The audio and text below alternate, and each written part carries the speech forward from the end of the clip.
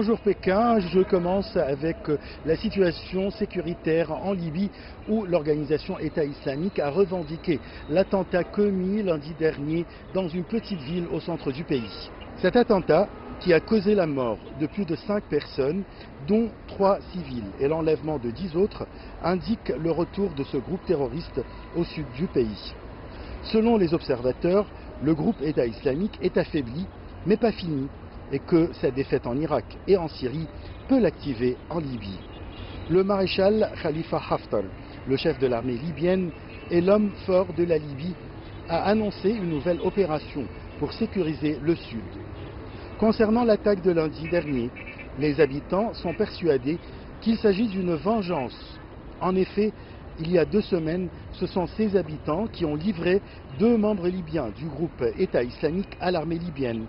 L'un des 2 interpellés était un haut responsable de ce groupe, ce qui a conduit à d'autres arrestations dans les rangs de l'État islamique. Les dirigeants de l'Union européenne ont indiqué qu'un premier sommet Union européenne-Ligue arabe sera tenu les 24 et 25 février prochains en Égypte. Il s'agit de discuter d'une coopération contre les migrations irrégulières vers l'Europe.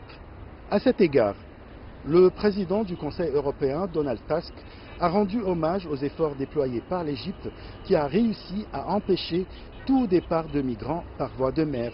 Selon les dirigeants de l'Union européenne, ces discussions doivent inclure une coopération économique et la création d'emplois et en même temps la facilitation de la délivrance de visas. Passons à la crise politique qui frappe actuellement le Parlement algérien après avoir élu un nouveau président pour la chambre basse de ce Parlement. Le président sortant insiste à ne pas céder sa place. Ce dernier se proclame légalement toujours en fonction, une situation inédite qui risque de perturber les travaux du Parlement qui se prépare pour débattre du projet de la loi de finances 2019.